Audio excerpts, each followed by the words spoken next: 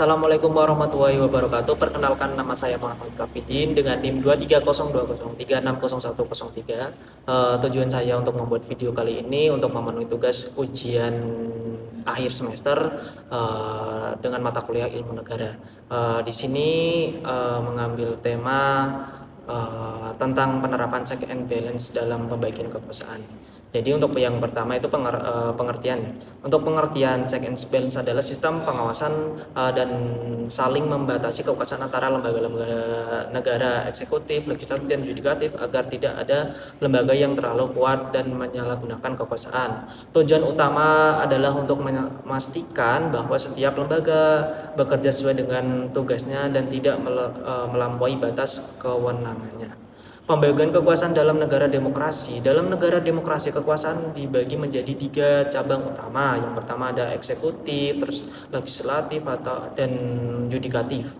Prinsip check and balance itu saling memeriksa atau checks. Setiap lembaga negara memiliki hak untuk mengawasi dan memberi masukan atau menantang kebijakan lembaga lain. Yang kedua, saling membatasi atau balance. Kekuasaan antara lembaga negara harus seimbang agar tidak ada lembaga yang terlalu dominan. Contoh penerapan check and balance Presiden versus DPR. Presiden dapat mengeluarkan kebijakan atau undang-undang, tetapi DPR memiliki hak untuk mengawasi, menyetujui, atau menolak kebijakan tersebut. Misalnya melalui hak angket atau hak budget.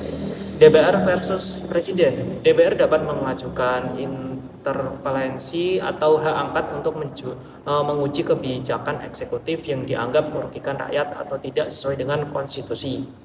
Pengadilan versus eksekutif dan legislatif. Mahkamah Konstitusi atau MK dapat membatalkan undang-undang yang bertentangan dengan konstitusi atau mengawasi keputusan-keputusan pemerintah yang tidak sesuai dengan prinsip hukum. Peran check and balance dalam kesejahteraan masyarakat. Nah, ini penting banget ini. Mengurangi korupsi.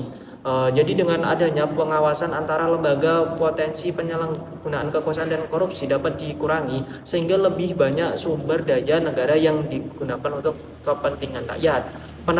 Penerapan kebijakan yang adil sesuai kebijakan yang diambil oleh pemerintah harus memiliki pengawasan sehingga keputusan diambil lebih berpihak pada kesejahteraan masyarakat, bukan hanya kelompok tertentu. Keadilan dan keseimbangan sistem. Jadi sistem ini memastikan bahwa tidak ada lembaga negara yang bisa mengubah atau membuat kebijakan sepihak yang merugikan masyarakat atau negara. Tentang dalam penerapan check and balance, politik yang tidak objektif, konflik antara praktek politik dapat membuat sistem check and balance menjadi kurang efektif jika lembaga-lembaga negara lebih mengutamakan kepentingan politik daripada kepentingan rakyat.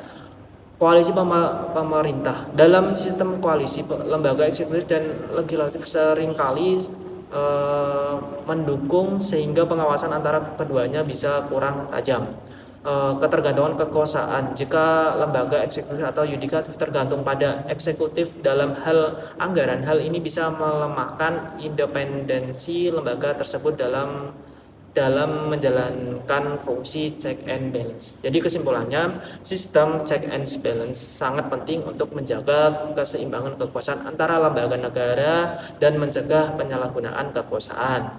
Dengan pengawasan yang efektif antara lembaga negara, kebijakan pemerintah dapat lebih adil dan berpihak pada kesejahteraan masyarakat, menciptakan pemerintahan yang lebih transparan. Mungkin itu saja yang saya sampaikan, kurang lebihnya mohon maaf. Wassalamualaikum warahmatullahi wabarakatuh.